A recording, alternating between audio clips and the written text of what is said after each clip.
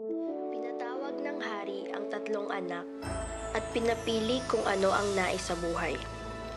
Ngunit sumagot sila na ang nais ay paglingkuran ang kanilang kaharian, kung kaya't sila ay pinagsanay na humawak ng armas, kaya't ang kanilang kaharian ay umunlad at tumibay. Aralin 4. Isang babala.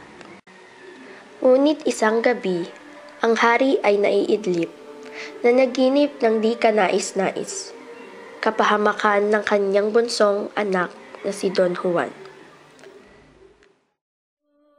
Sa takot ang hari nag-alala, hanggang siya ay nagkasakit. Madami ng manggagamot na sumubok na gamutin ng hari.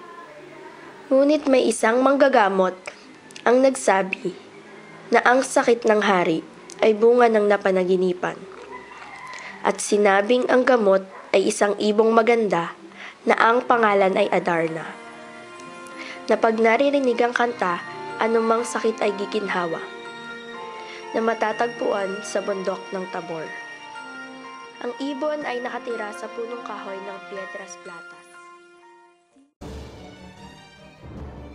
Aralin 5. Kapag sumuko ang katawan.